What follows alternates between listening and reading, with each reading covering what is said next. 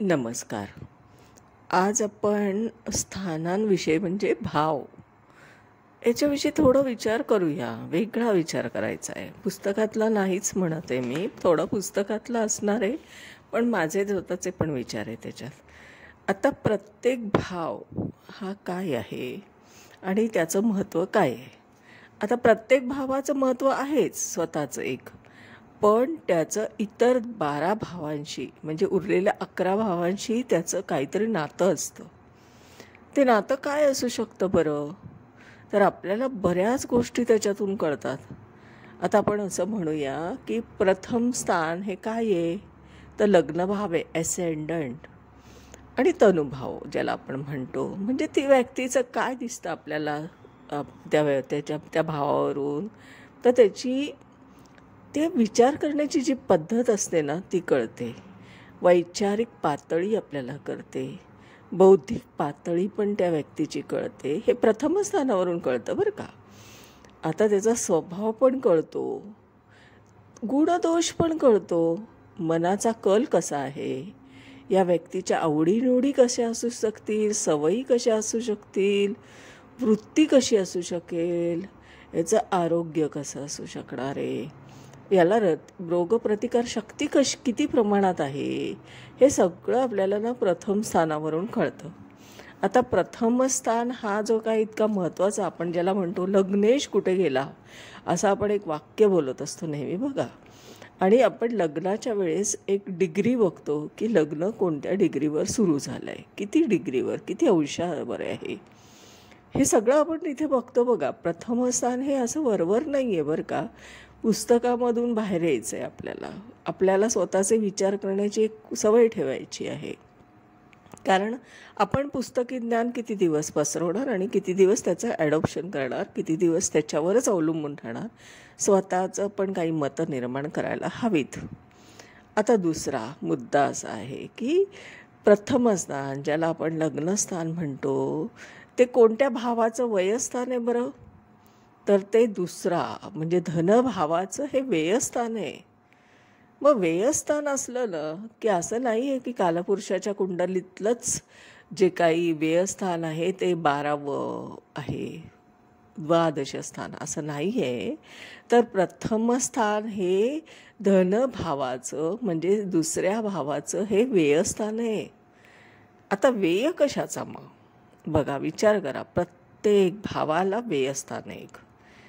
मग त्या भावामधून काय व्यक्त होतं बरं, आपण असं विचार केला तर नक्कीच धनभावाचा काहीतरी लॉस होतो, म्हणजे व्यय होत असतो.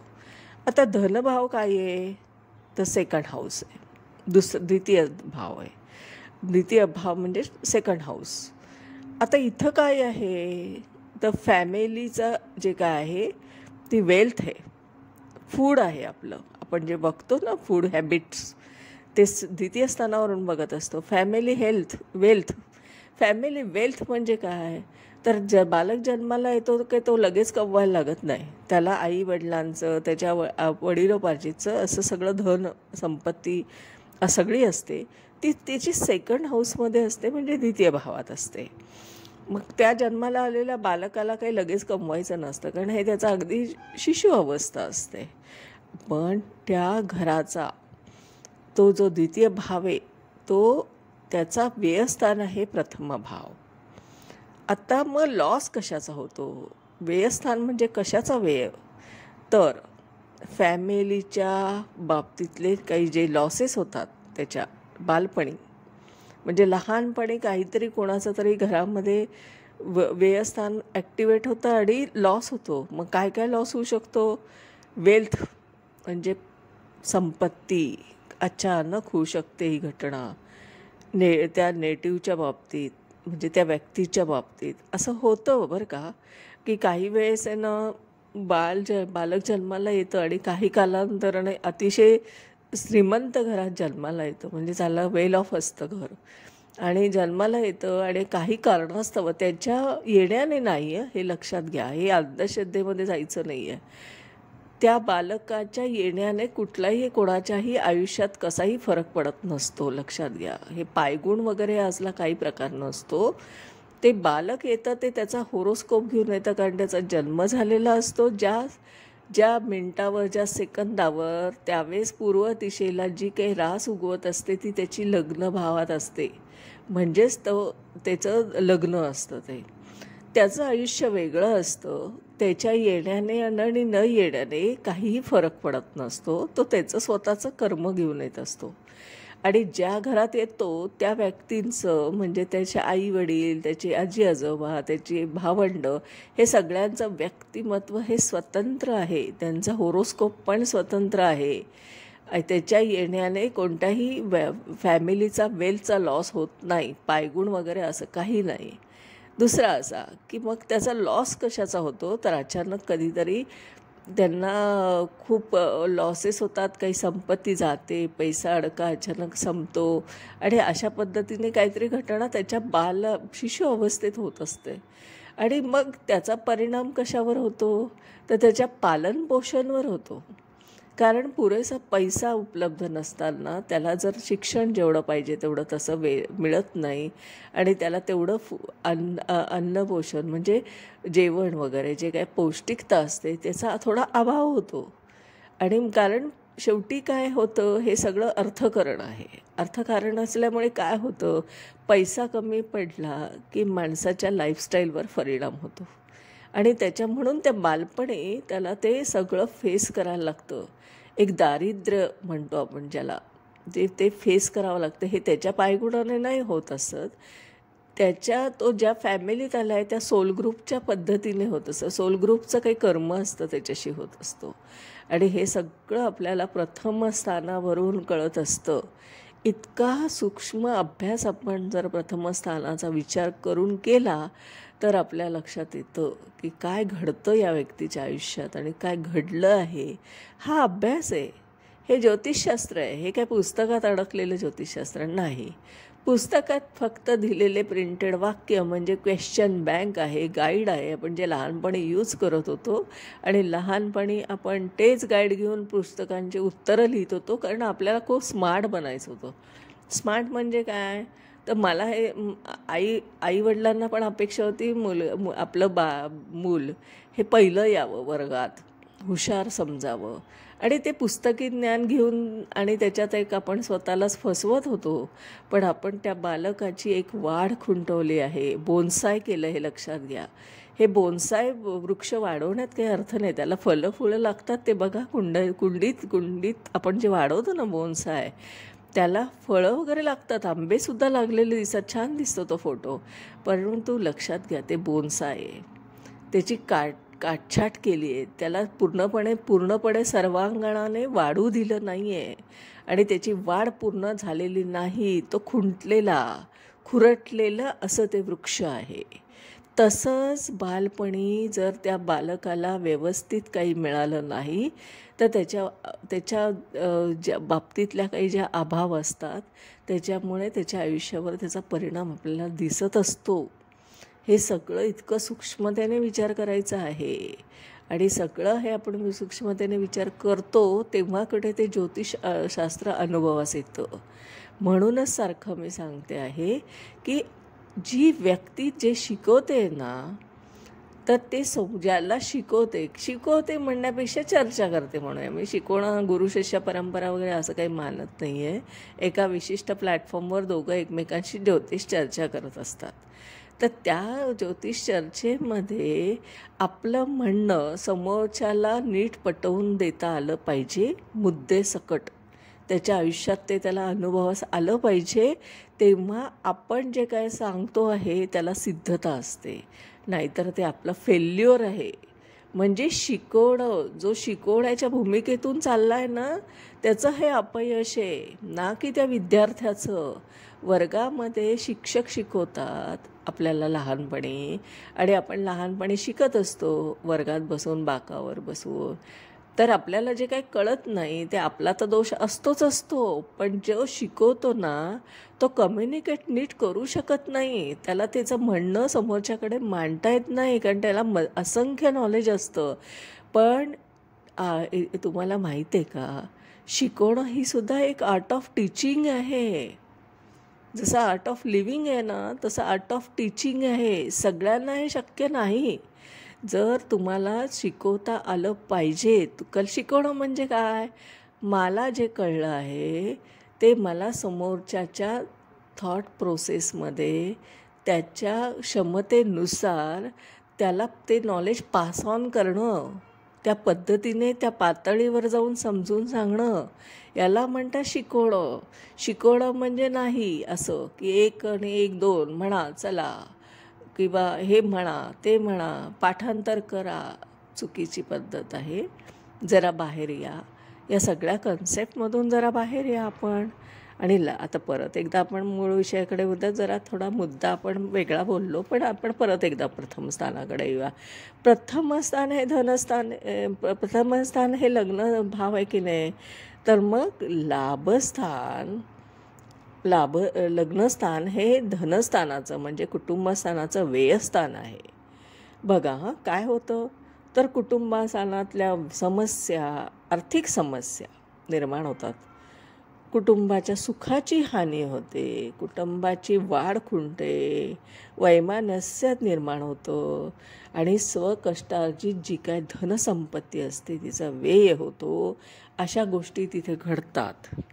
आणि हे असा विरोधी भावाची ही फळं आहेत. म्हणून विचार करताना इतका सूक्ष्मतेने प्रत्येक भावाचा विचार करा. आणि आता मी एक स्वतंत्र व्हिडिओ पण बनवणार आहे की आपल्याला नातेसंबंधसुद्धा त्याच्यातून बघता येतात.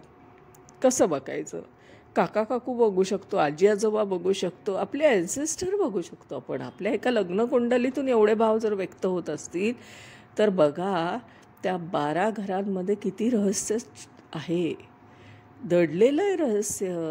आपण ते अनफोल्ड केलेलं नाही, समजून घेतलेलं नाही, कारण आपण विचार करण्याची जी काही सवय आहे ती बंद केलेली आहे. आपल्याला फक्त रेडीमेड हवं आहे. रेडीमेड म्हणजे काय, तर मला वाचायचं नाही आहे स्वतःला, मला अभ्यास अजिबात स्वतःचा करायचा नाही, तुम्ही माझ्यासाठी अभ्यास करा.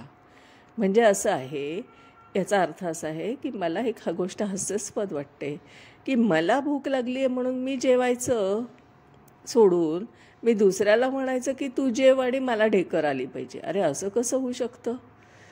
तुम्ही जेवण करा ना स्वतःचं अन्न घेतलं तर तुम्हाला तृप्तीचा आनंद मिळणार आहे ना.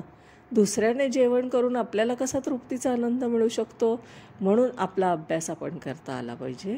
ज्योतिषशास्त्र हे असं वरवर अभ्यास करण्याचं शास्त्र नाही. पुस्तकातून बाहेर काढा, त्या पद्धतीने त्याचा अभ्यासाचा विषय सोडा आणि त्या पद्धतीने जर आपण बाहेर आलो, PDF रेकॉर्डिंग याच्यातून बाहेर आलात तर खऱ्या अर्थाने ज्योतिषशास्त्राचं आपल्याला स्वरूप कळेल. थॉट प्रोसेस वापरता येईल. आपल्या स्वतःचा विचारशक्तीला जे काय थांबवली आहे ना आपण, तर ती जरा थोडी ॲक्टिवेट करा. कारण त्याच्याने आपल्याला आकलन शक्ती वाढते. विचार करण्याची पद्धतीमुळे आपण ज्योतिषशास्त्र वेगळ्या फॉर्ममध्ये बघू शकतो, आठवू शकतो. कोणी ग्रेट नाही, मी सुद्धा ग्रेट नाही, आपण कोणी ग्रेट नसतो. आपण फक्त काय करतो की माझ्यासाठी दुसऱ्याने ते काम करावं, ही जी वृत्ती आहे ना, ह्याच्यातून हे निर्माण झालं आहे सगळं. आणि म्हणून आपण दुसऱ्यावर अवलंबून राहतो आहे. सारखं आपण दुसऱ्यावर अवलंबून राहतो आहे की त्याने मला सगळं शिकवलं पाहिजे, त्याने मला 2 तासात सगळं ज्ञान दिलं पाहिजे. असं नसतं. ती व्यक्ती वर्ष जेव्हा ज्योतिषशास्त्राचा अभ्यास करते ना आणि ते सखोलतेने करते, विचार करून करते ना, तेव्हा तिला एक वेगळीच गोष्ट कळलेली असते. पण ती ते 2 तासात तुमच्यापर्यंत पास ऑन नाही करू शकत. हे एक लिमिटेशन आहे त्याला. म्हणून स्वतःचा पण विचार करायला शिकलं पाहिजे, असं माझं मत आहे. म्हणून माझी थीम आहे की ज्योतिषशास्त्र हे पुस्तकात अडकलं आहे, थिअरीत अडकलं आहे, जरा बाहेर काढा. रेकॉर्डिंगमध्ये अडकलं आहे, PDF मध्ये अडकलं आहे, सगळं बाहेर काढा. आणि काय होतं आहे एक सांगते, उघडपणे याच्यासाठी बोलते की मला सर्टिफिकेट मिळालं. मी तुम्हाला सांगितलं आहे माझा स्वतःचा अनुभव. मला सगळं येत होतं, पण मी काही संस्थांमध्ये याच्यासाठी गेलेली होती की चला परीक्षा कशा घेतल्या जातात, अभ्यास कसा शिकवला जातो, कोण कसं शिकवतं, काय करतं आहे, आणि हे सगळ्याचं मला आकलन व्हायला पाहिजे होतं. कारण शेवटी हा मार्केट सर्वे आहे. मला ज्या मार्केटमध्ये उतरायचं आहे कॉम्पिटिटर म्हणून, त्याच्यासाठी आधी मला मार्केट सर्वे करणं गरजेचं आहे.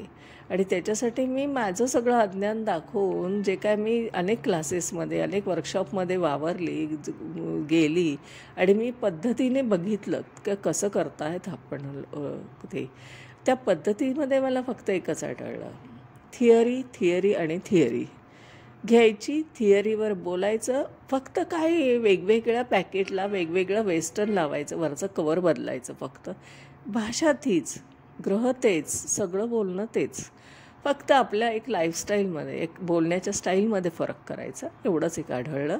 आणि सगळे सर्टिफिकेट कोर्सेस आहेत, एंट्री गेट पास आहे तो. लक्षात घ्या, कॉम्पिटिशनला उतरायचं असेल तर स्वतःचं पण काहीतरी स्किल असलं पाहिजे. कारण आता येता काळ हा स्किल असलेल्या व्यक्तीला सर्वायवल ऑफ द फिटेस्ट असं जो आपण म्हणतो ना, ते तिथं लागू होतं आहे. कारण ज्याच्याकडे स्किल आहे ती व्यक्ती आता सर्वाईव्ह करू शकणार आहे, ना की सर्टिफिकेट घेऊन बसलेली व्यक्ती. म्हणून आपल्याला असं आढळतं आहे की इंजिनिअरिंग सगळ्या बाबतीत टॉपस्ट असलेली व्यक्ती आजही नोकरीला अपात्र ठरते आहे. याचं कारण आहे, कारण आपण फक्त पुस्तकी ज्ञान अडॉप्ट केलेलं आहे. प्रॅक्टिकल ॲप्रोच कुठेच नाही. प्रॅक्टिकल ॲप्रोच असलाच पाहिजे, शिकण्यात आणि शिकवण्यात दोन्हीकडे प्रॅक्टिकल ॲप्रोच होतं. अनुभव काही येत नाही आहे, का नाही ज्योतिषशास्त्र कळत आहे, का नाही ते कुंडलीतून आपल्याला वाचता येते. कोणाचं आयुष्य आपण वाचतो आहे तर आपण त्याच्या आयुष्यात का नाही सांगू शकत आहे की अशा काही घटना घडल्या आहेत का तुमच्या, किंवा येऊ घातल्या आहेत का, किंवा आता घडत आहेत का. हे खरं ज्योतिषशास्त्र आहे ना. पुस्तकातून बाहेर या. माझी एकच विनंती आहे की पुस्तकातून बाहेर या, थिअरीतून बाहेर या, जरा सगळं स्वतःचा विचार करायला शिका. असं का? आणि हा प्रश्न आपण जे शिकवणार आहेत ना त्यांनासुद्धा विचारायला शिका की मला याचा अर्थ कळला नाही, याचा अर्थ सांगा. आपोआप कळतो. समोरची व्यक्ती पण सांगत असते. माझे गुरु पण मला वारंवार सांगत आलेले आहेत. असं नाही आहे की त्यांनी मला काही लपवून ठेवून, त्यांनी काही सिक्रेट ठेवून मला ठेवलं आहे. आणि त्यांनी सगळं ओपनली सांगितलं की असं असं आहे. एक लक्षात घ्या, ज्योतिषशास्त्र हे काय आहे, तुमचा विश्वास असो अथवा नसो, शास्त्राला काही फरक पडत नाही. शास्त्र हे शास्त्र आहे. ज्योतिषशास्त्र हे एक वेदांग आहे. अजूनही सांगते, खूप लोकांचं मत असतं. आता माझ्या परिचयाचे एक व्यक्ती आहे ज्यांना ज्योतिषशास्त्रावर टीका करायला प्रचंड आवडते. काय हे ते ज्योतिषशास्त्र, काय अनुभवच येत नाही, काहीतरी सांगत असतात. मी म्हटलं ठीक आहे, हरकत नाही, ते ज्योतिषशास्त्र आहे ना, असू देत. तुम्हाला नाही पटलं याचा अर्थ ते खोटं होऊ शकतं का? तर अजिबात नाही. मग मी त्यांना एकच प्रश्न विचारला की जर तुमचा ज्योतिषशास्त्रावर विश्वास नाही तर तुमच्या मुलीच्या लग्नाच्या वेळेस तुम्ही का बरं चालले त्याचं गुणमिलन करायला आणि ते लग्न जुळणार आहे का नाही बघायला? तर त्यांचं उत्तर असं होतं की मला फक्त माझ्यावर दोष येऊ नये, मी त्या सिस्टीमवर दोष टाकू शकतो. की जर उद्या काही निर्णय चुकला आणि माझ्या मुलीने मला विचारलं की बाबा तुम्ही हे चुकीचा निर्णय माझ्या बाबतीत का घेतला, तर त्या सिस्टीमला कुठेतरी मला दोषीतून सुटायचं आहे आणि समोरच्याला दोषी ठरवायचं आहे. त्याच्यासाठी मी त्याचा आधार घेतला. हे म्हटलं हे अतिशय चुकीची पद्धत आहे. तुम्ही ज्योतिषशास्त्र मान्य करा अथवा नका करू. ज्योतिषशास्त्र हे वेदांग आहे, त्याला काडी मात्र फरक पडणार नाही. तुम्हाला ते शास्त्र कळलं नाही हा तुमच्या बुद्धीचा कुवत तिथे दाखवते. ते शास्त्र आपल्याला कळलं, जितकं कळलं आहे ना तितकं आपल्या कन्सल्टिंगमधून दिसत असतं. आपण जेव्हा कन्सल्टिंग करतो ना, जेव्हा ज्योतिष मार्गदर्शन करत असतो ना, तेव्हा दिसत असतं. काही अशा पण ॲडव्हर्टाईजमेंट बघितल्या आहेत की आम्ही काही करत नाही हो, सगळे स्वामी बघतात, स्वामी करतात, असं आम्ही फक्त एक आहोत माध्यम म्हणून. मला ही गोष्ट पटत नाही. का माहिती आहे का, की तुम्हाला जर स्वतःलाच जर ते ज्योतिषशास्त्र कळलं नाही आहे तर तुम्ही समोरच्या व्यक्तीला काय मार्गदर्शन करणार आहात? मार्गदर्शन करण्यासाठीचं शास्त्र आहे ना हे. पुढची येणाऱ्या गोष्टीचं काहीतरी आहट होत असते, त्याचं एक मार्गदर्शन करण्यासाठी ह्याचं हे ज्योतिषशास्त्र. म्हणून त्याला भविष्य म्हटलं आहे ना. भविष्य का म्हटलं आहे? भविष्य का बघायचं? काही गोष्टीच्या आहट आहेत त्या कुंडलीमध्ये, काही येऊ घातलेल्या घटना आहेत, कारण घटना प्रॉमिस आहेत. मी बोलणार आहे फ्री विल आणि डेस्टिनी या विषयावर. काय डेस्टिनी असते त्या सोलची आणि काय त्या आत्म्याची डेस्टिनी असते आणि त्याला काय फ्री विल दिलेली असते करण्यासाठी, ह्याच्यावर पण आम्ही एक व्हिडिओ मी बनवणार आहे. नेक्स्ट ह्याच्यात मला वाटतं मी ते बोलेल, कारण मी त्याच्यावर बोलू इच्छिते. आपल्याला काय आहे फ्री विल, काय आहे आयुष्यात, जरा एकदा ते पण त्या विषयाकडे वळूया. आजच्या दिवसापुरतं एवढं इथेच थांबते. माझं नाव आहे सौ मनीषा प्रदीप चव्हाण. मी राहते आदित्य गार्डन सिटी, वारजे, पुणे इथे. माझा मोबाईल नंबर आहे 9763787646. परत एकदा सांगते, 9763787646. माझे स्वतःचे ज्योतिषशास्त्राचे online personal private teaching 1 to 1 म्हणजे एकाच व्यक्तीला शिकवते, ग्रुपमध्ये शिकवत नाही. तेही मी 3 दिवसामध्ये शिकवते, प्रॅक्टिकल विथ थिअरी. कारण प्रत्येकाच्या कुंडलीमध्ये तेवढेच ग्रह आहेत, वेगळे शिकवण्याची गरज पडत नाही. ते ग्रहाचंच अलाइनमेंट असतं आणि त्या अलाइनमेंटमुळे घटना घडलेल्या असतात, घडत असतात आणि पुढेही घडणार आहेत. हे इतकं सीड फॉर्ममध्ये ज्योतिषशास्त्र आहे खरं. हे 17 वर्षाच्या माझ्या रिसर्चमधून हे सीड फॉर्ममध्ये आलं आहे, म्हणजे बीज स्वरूपात. ते मी 3 दिवसात तुम्हाला ते फलित तंत्र शिकवते. म्हणजे तुम्हाला प्रत्यक्ष कुंडली कशी सोडवायची, ते त्याचं उत्तर कसं शोधायचं आणि त्याचे घटना कशा बघायच्या, टायमिंग ऑफ इव्हेंट कसं असतं, सगळं ह्याचं मी डीप नॉलेज देत असते. आणि हे प्रॅक्टिकल विथ थिअरी, कारण थिअरीमध्ये अडकलेलं ज्योतिष बाहेर काढायचं आहे मला. थिअऱ्या घेऊन बसायचं नाही आहे, त्यामुळे ते ऑनलाईन क्लासेस आहेत. आपण जरूर फायदा घ्यावा त्याचा. आणि दुसरं, माझे स्वतःचे ज्योतिष मार्गदर्शन आहे, ज्योतिषशास्त्राचं मार्गदर्शन. म्हणजे तुम्हाला काही समस्या आहेत तर ठीक आहे, त्याच्यावर आपण काही आहे का ते शोधायचं असतं उत्तर. त्याला आपण ज्योतिष सल्ला केंद्र म्हणतो. जे काय माझंच कन्सल्टिंग चालू असतं, त्याच्यामध्ये तुम्ही जन्मकुंडलीचं डिटेल मला पाठवायचं असतं. 3च गोष्टी मला लागतात: जन्मतारीख, जन्मवेळ आणि जन्मठिकाण. आणि माझी कन्सल्टिंग फी आहे फक्त 500 रुपये. त्याच्यावर ₹1 खर्च येत नाही. मी त्याच्यावर एकही रुपये घेत नाही आणि मी कोणतेही उपाय करत नाही. मग मी उपाय करत नाही तर मग बऱ्याच जणांचा प्रश्न असतो की मग मार्ग कसा सापडणार. अनुभव तर घेऊन बघा. अनेक लोकांना त्याचा अनुभव आला आहे म्हणूनच कन्सल्टिंग सुरू आहे, नाहीतर आत्तापर्यंत तर बंद पडलं नसतं का. हाच एक पुरावा आहे की नक्कीच उपाय करावे का ना करावे, रेमेडी असाव्या का नसाव्या, हे एक प्रश्नचिन्ह आहे. त्यामुळे ठीक आहे, माझा तो विषय नाही. माझा त्या बाबतीत बोलण्याचा अधिकारसुद्धा नाही. मी त्या बाबतीत पडू इच्छितही नाही. तर एकच कृपा करून, आपल्याला जर अनुभूती घ्यायची असेल तर एकदा कन्सल्टिंगचा पण माझा अनुभव घ्या. आपल्याला एक वेगळ्या पद्धतीचं कन्सल्टिंग तिथे आढळेल. काहीही नाही आहे, काही खूप रॉकेट सायन्स नाही आहे. हे आपल्याला कळू शकतं. हे प्रत्येकाला ज्योतिषशास्त्र आलं पाहिजे खरं. कारण प्रत्येकाला आपली कुंडली, जन्मकुंडली कळली ना तर त्याला दुसरीकडे जाऊन ते प्रश्न पडणार नाहीत. तो स्वतःच सगळे मार्ग शोधू शकतो, त्याला कळू शकतं. आणि म्हणून प्रत्येकाने हे शिकावं शास्त्र, असं मला वाटतं.